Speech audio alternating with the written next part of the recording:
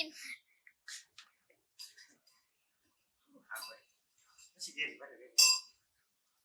แห้งเย็นแห้งแฉะแห้งแบบกินดิเอายังกินก่อน แอปเปิ้ล กินแอปเปิ้ล ถูก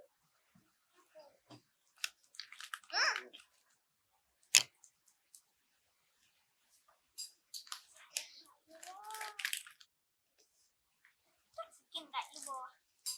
ใส่ไปไหนก็ลองกินเลยเก็บต่อ เล่นท้องน้ำ5 ปี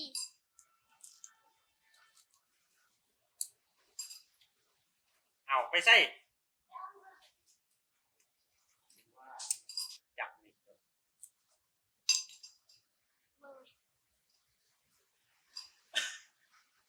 กินไหนแสบอยู่ว่ะซูมได้ไหมเปิด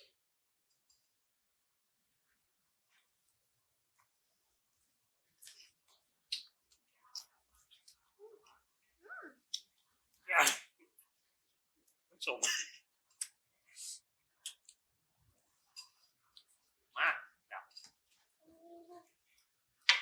ใส่มาจ้ะแอปเปิลจ้ะ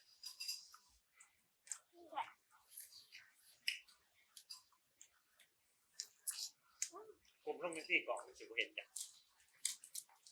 ลุกขึ้นแน่น้อยหนึ่งก็ได้ยืนก็ได้เวก เล็กหรือยืน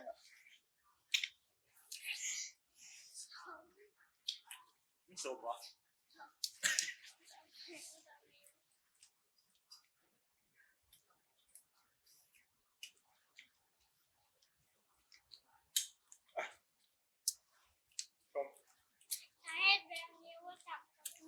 กินกับแจวดีกว่า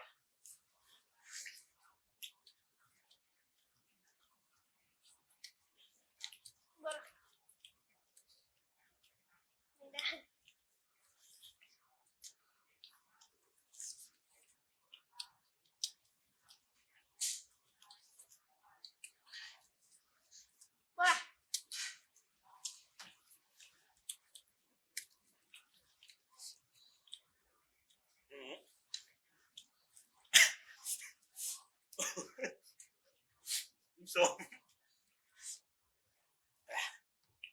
ไหวปะไหวเนี่ยอ้าวมึงไม่ได้จับอ่ะจับสิชมแม่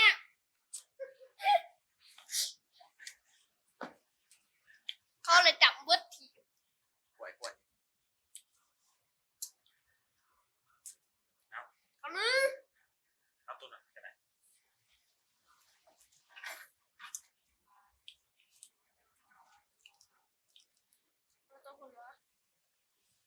กันนั่นแหละ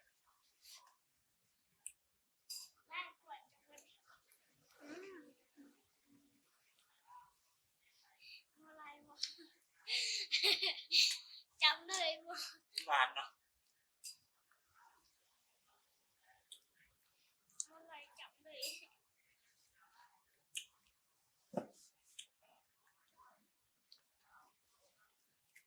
เขากินเป็นซีเบิร์ดอ่ะ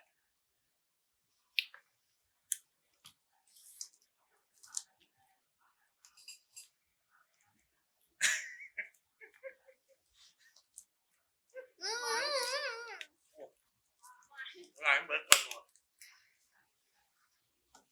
เอายัง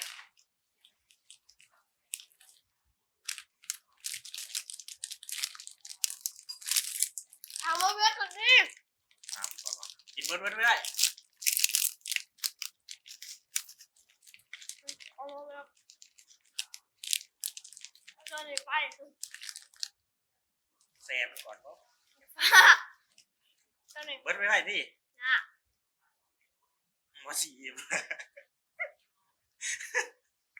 ไปกินจุ๊อยู่เลยไปจอย เอาเบิร์ดไม่ได้เขาถามจะยืนนั่นนี่ไว้เสียก่อนดีกว่าร้านอยากจุ่มแห้งนี่ตัวนี้ตัวก่อน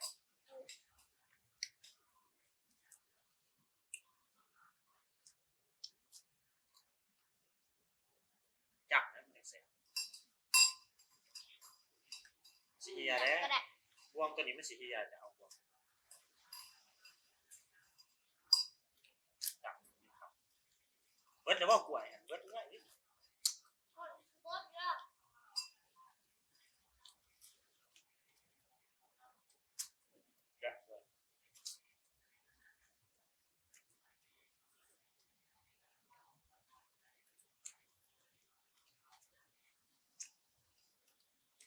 บอกเลยที่ว่ามันแสบหรือบ่แสบตัวไหนแสบ เอาเปิด แล้วเปิดมันจม ครับต้องพี่ ตัวไหนจุ่มที่เอาตัวนี้อีก พูดนะพี่เกม ตรงเนี้ยมันลาย ตัวนี้วะ ไวเด้อ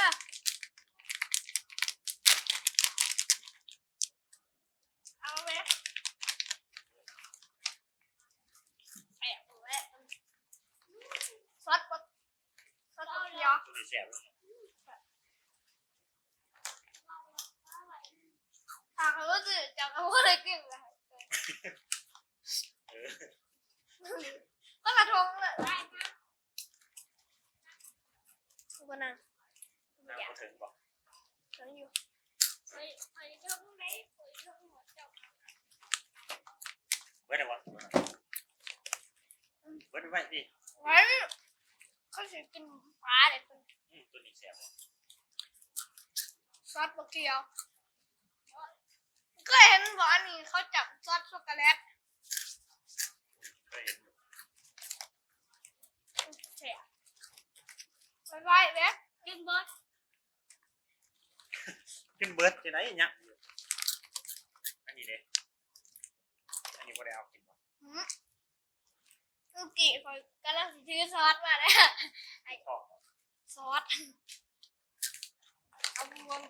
ไอ้เจ้าซอส จะพูดสิจับนี่สิ จับนี้ จับมันจะวาง ใส่เลย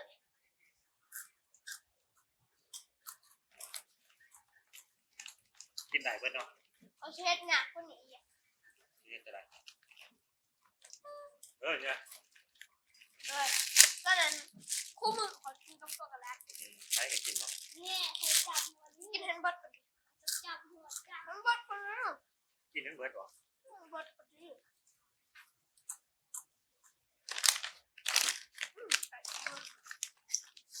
อันเอาเจ้าเข้าไปจับ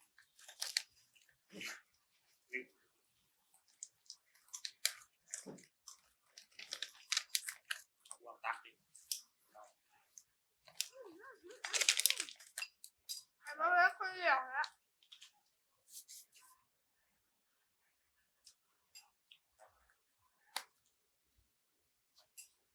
ได้ เอาอีก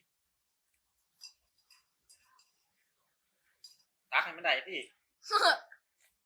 ซอยนี้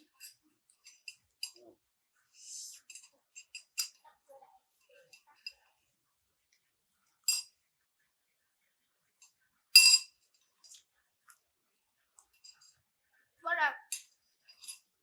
เอา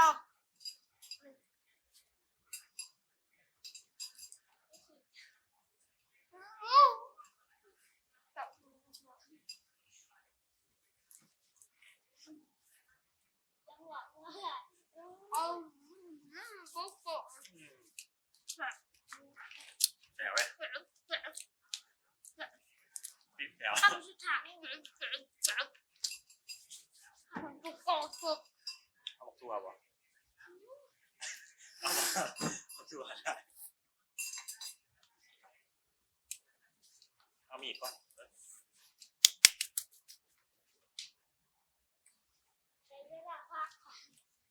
จะฮะเอาเลยกินหน้าวันน้าวเก่ากินวันหนึ่งไป โอ้ย มา นี่ ค่ะ เบิร์ดดอก ก็ต้อง หน่วยหนึ่งเบิร์ดดอกกินจะไหนกัดกินทั้งเปลือกเลยบ่กินจะไหนบีบใส่บวงบ่ นี่สมุนไพรอะ เอ้าเนี่ย ก็เดี๋ยวพิมพ์ว่า ทีมเอ็ดแปด หวานเป็นไร เอา จะไล่สุด ตัวนี้มันมีอันนั้นบ่ได้ตัวนี้เอาไหมนี่เอาตัวเอาตัว หน่อยหนึ่งเลยเด้อ บ่ เอาแล้วนะ บ่ฝ่าวตีนั่งลงใส่กล่องเห็นฝ่าวก่อนเอา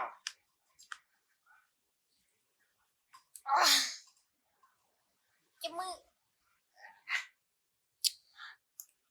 อยากเสียบ ฮะ เสียบ แซ่บบ่ เสียบสมบ่แห้ง เอา นะ จิกเลย สมบ่แห้งสมหวานจะลอกแม่ลอกก่อนไอ้ป้อมจะลอกก่อนเจ้าหันลอกก่อน เบิ่งก่อนสิลอง แซ่บข่อยว่าแซ่บ กินได้อยู่ ถ้าผู้ใด เอานี่พวงเจ้านี่เอาเจ้าพวงตัวนี้ มันยังไง แซ่บเอาจะตักดิจะบีบใส่ ไป จับดีๆอย่าเสียดเฮียอย่าสิเฮียเฮีย เจ้าว่าคนมากแบบนี้ไล่กลัว อย่าสิค่ายดิมเลยเด้อ คน เอา มากแบบนี้ไล่กลัว ต่อออกน้อยนึงได้เอาสดเอาสด สมใส่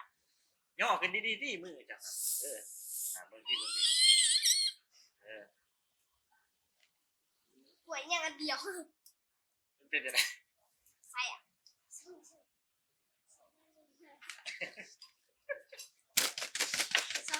ยังมาแซ่บช่องเดือนไหนถุงวันหลอกก่อนเลยบดแซ่บเลย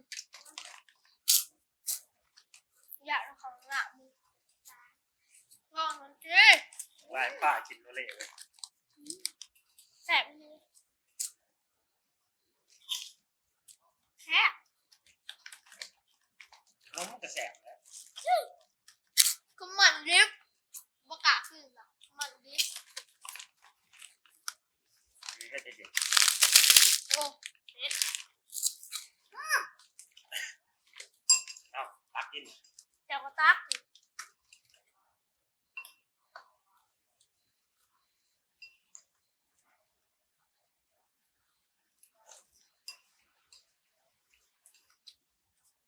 ขึ้นสีเหลียวเลย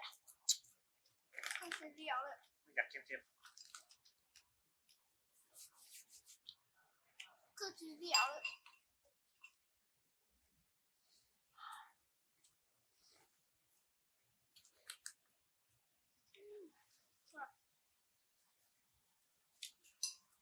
แต่ก็บอกหนามมันไหลเลย ๆเอายังมาตัวดินบ่ไปตัวดินบ่ ว่าอะไรขึ้นมาหมดวันเลย ตัวดินก็ต้องปอกเปลือกหรอกเนาะจะกินไหน มาได้ไปกินมาได้ เสียจะไหน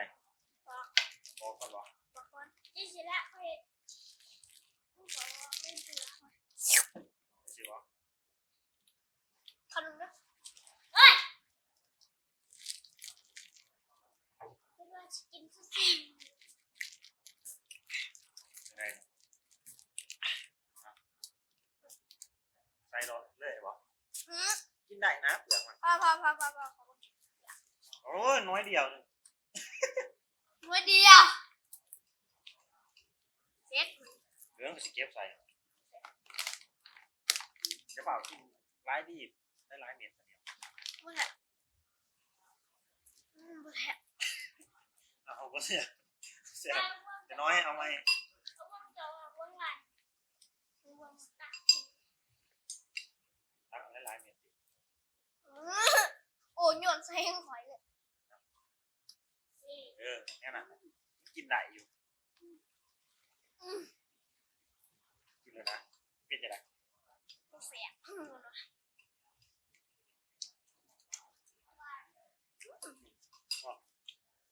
ตัวดินหวานเนาะ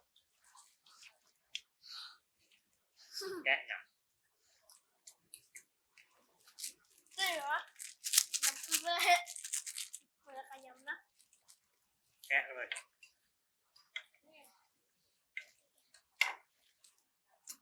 มึงที่กรีมาอันนี้บอก คนพูดว่าเกียด น้องเบิร์ดเลย เว้ย นางลงที่กล่องไม่สิบ่เห็นว่าครับยืนก็ได้นะยืนอยู่ลุม เขาต้องเดี๋ยวลองยืน ยืนแล้วลองยืนแบบนึงมายืนสูงแบบนึงยืนขึ้นนี่หรอ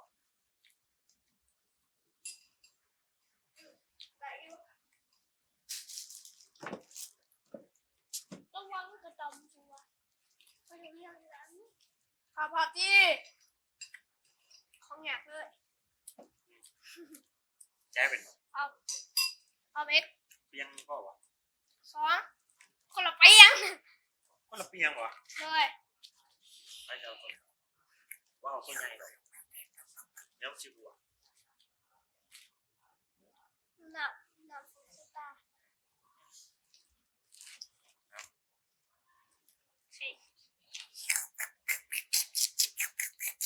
เดี๋ยวนี้เขาอยากเบิดไอ้บ๊อบเคยอยากกินอันนี้จับแมว จับมาดีก่อน ยังเขียวแก้วอันนี้ สมเย็นเนาะ กินตู้ซื้อแซ่บเอามาคอยกระมักแก้วแก้วซื้อมาบ้านคอยเซ็ตมือนี้ได้คอยกำลังชิงับอันนี้เลยก่อนงับเดี๋ยวจะได้ก็ทิมโลกกันป่ะ งับสด งามสดป่ะ แต่วันนี้เยี่ยมเผายำสดแล้วก็ยำงั้นหัวถาดเลยเดี๋ยวถาดอันนี้ไปก่อนตัวกระถิ่นใส่ ไอ้ทิมใส่ ไ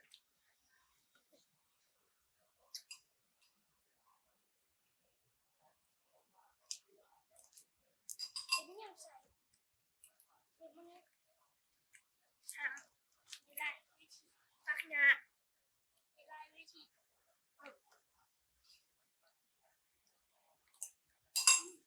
เนี่ย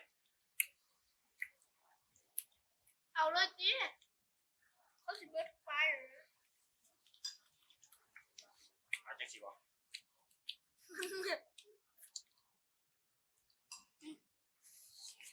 โอ้ขาดเว้ย แสบมันใส่แบบแสบเนี่ย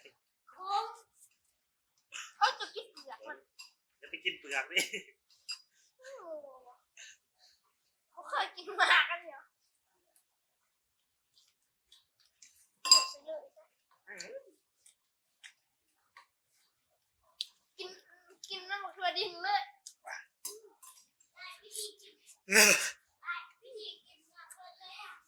ไอ้หย่อย คนลุก ไอ้หย่อยคนจะเบิดเลย เบิดเลยคนลุกเลย เอาบ่ลูกเหรอ มันหมดอย่าง อยากตายว่ะ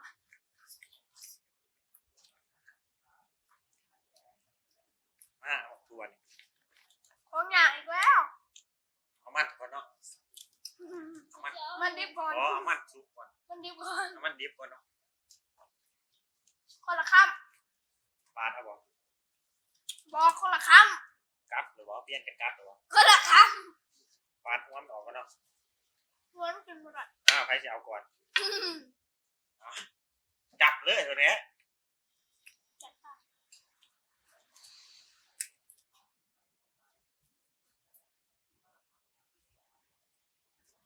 เอาเดี๋ยว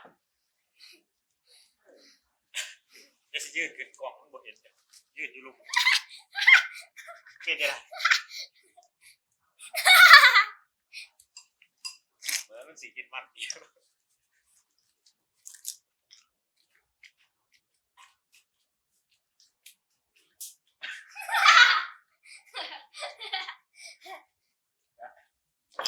เมียบ้อง มาเอาตัวไม้ เรือ มา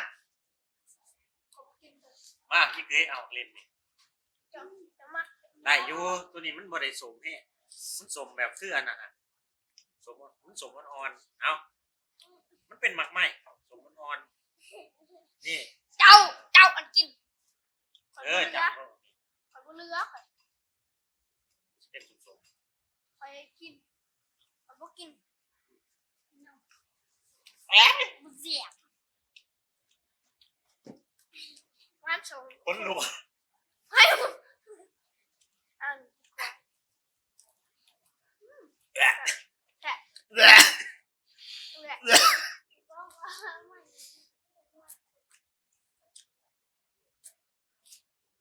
เอา เขาบ่มักมากอะไร เอามันจับเป็นยังไงเป็นยังไง มันแบบมันหวานมัน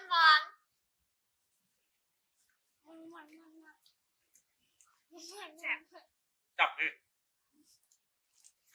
เนี่ยมันยังขาดอยู่คมๆอยู่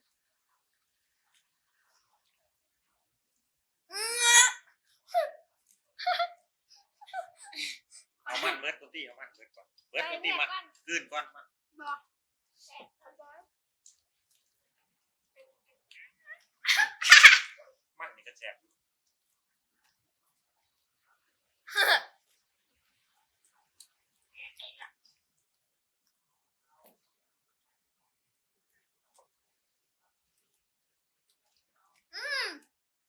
แจ็คแนวว่าเขากินได้แจ็คแนวเขากิน บนรับ ร่วมเมื่อแจ็คแนว เริ่มเบอร์เขาเนี่ย โอ้สาว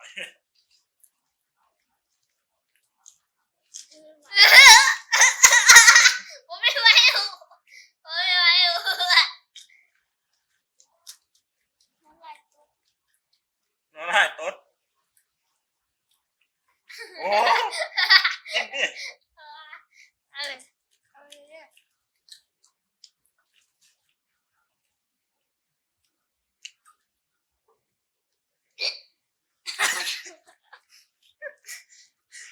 เดี๋ยวจะกินยืนอยู่เด้อกล่องสวย เธอก็มอกมัน ประมาณมันเหรอเอามาตัวเบิ้ง มาทวงมาตัวค่อยจะสิว อันนี้ยังแสบกว่า มันเหรอมันรู้ใครกินผ่าเวทมีลายแก้ไรลายวิธีเขาเห็นทอแบบนี้เลยตึ้งได้ตึ้งอันนี้มันได้ได้นี่จะจับแบบนี้ได้นี่ได้ดึงเลยได้เมื่อไฟ แค่แบบ ได้ มันแตกก่อน ได้บ่ตึ้งเลยได้แล้วไฟได้เมื่อไฟนี้ได้ขอยันเพื่อนหก เออเป็นยังไง ไ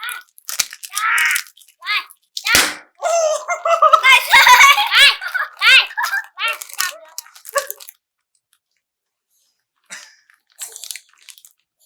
มันเขามันมาทัว โอ้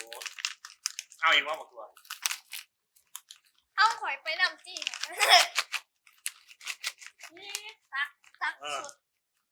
กิโลจับดิจับแล้วเว้ยเว้ยต่อใส่อีกบ่มาต่อวะ มาเดี๋ยวสิได้บักทัวจะมียังไหน ให้มันดูดน้ำก่อนดิ คนตักมาเลยนะ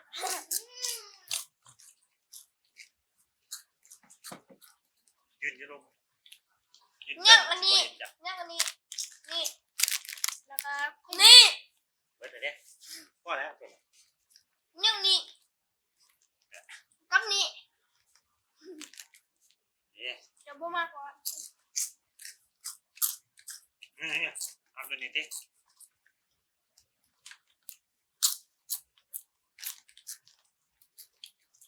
โอ้มีหมอกตัวดินแล้ว อยากได้กลับบ่ให้นั่นจะมียังแน่ ปวดเลยชิวอ่ะ แล้วพี่หนูอาจจะอ้วกนี่จะเสร็จแล้วอ้วกแล้วอ้วกไม่อ้วก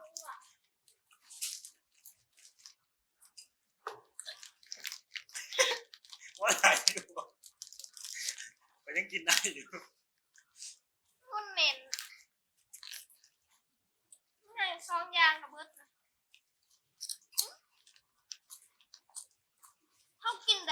8อย่างเลยเนี่ย หลายไปผมว่ากินเนี่ยเหนียวนะ หลักไปหนึ่ง ยังเอากระดูกเหรอ นี่ก่อน ไม่โง่ไอ้สเก็ตเองนะว่านี่วะ นี่จังเลยนี่ก็นี่นี่เรากิน17อย่าง นี่วะ กินนี่ก่อนนะ โอ้โหโหดเว้ย เรียบร้อยไปเลยเรียบร้อยเย้ เอาดิ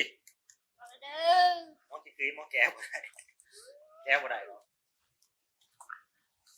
เม็ดเดียวฮะ เฮ้ยบ่เป็นเนาะ เขาต้องร้ายเม็ด เอาหลายๆเม็ดนะงับปัดเดียวเลยจี้ อะไรบ้างบอกว่าแก้มาไว้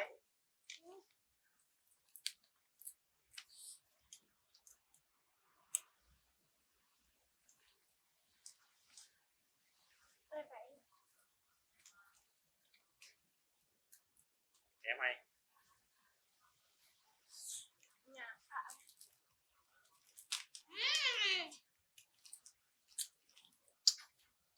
ขี้ขาด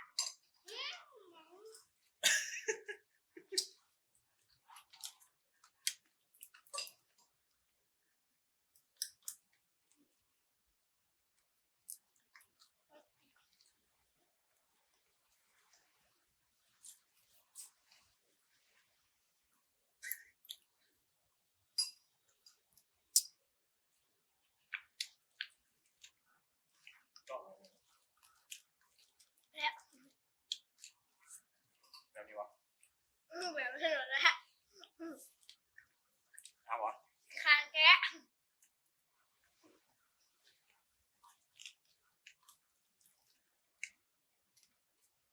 ขึ้นเลยวะ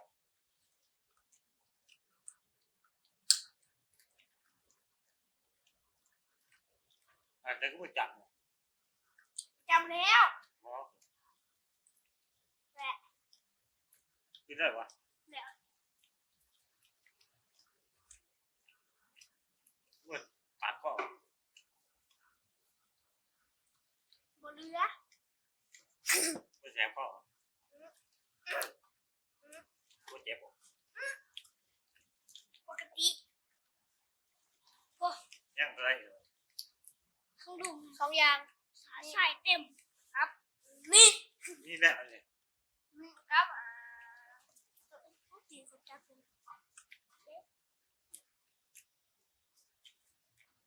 อันนี้เพราะว่าใส่ยังไม่รีหรอกมันเป็นช็อกโกแลตอยู่แหละมันเคยกินก่อน ไปเอามาอีกที่อันนี้ คนละอันเลย กินบ่ แบ่ง อิ่มเหรอวะแบ่งครึ่ง แบ่ง แบ่งครึ่งแบ่งครึ่ง แบ่ง เป็นยังบ่กินอิ่มสิหัก บ่เลยที่หักหรอกเดี๋ยวเขาเนี่ย คนเดียว คนที่ไม่ปวดเหี่ยวกินแล้วมือกระดาษเขานำทำชิบะฮิ5 วิทำไม3 วิมึงต้อง3แล้วโอ้ทำเดียวเลยว่า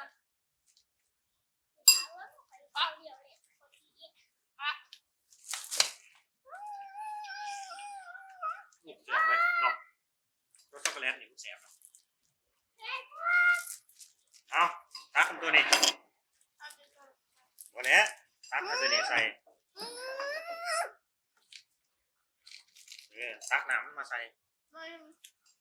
ใส่หลายๆโหลดใส่ใจมันหน่อย โอ้ย เต็มตัวนี้ อย่าเอาเลย ว้าย คนบอกว่าอย่า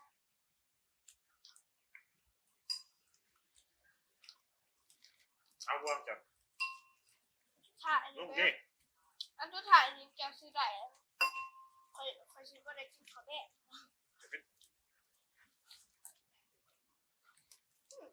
ไม่แหบเลยก็แหบเด้ช็อกโกแลตน้ำแฉะคอยถ้าเป็นคนเหลือคงกินเบอร์เลย ก็ยังคงไป คนแฉะ มือคือผมอ่ะ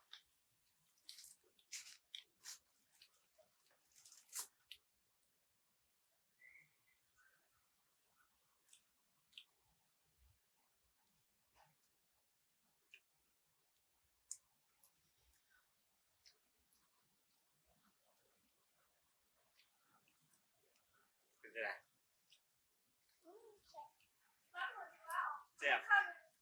เจ็บ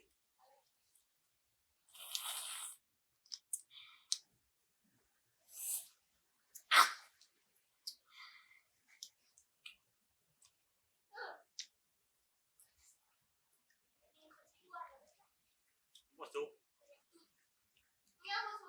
เบื่อ โอ้ยเลยสูงอะไรนี้เนี่ยอะไรนี้เนี่ยเบอร์หยอดหยอดนะ ใช่เหรอ ไอ้ป้อมมันคือเหลืออะไร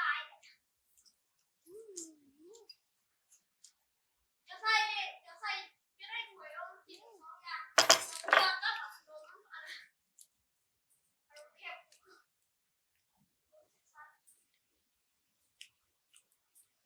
มาว่าดิ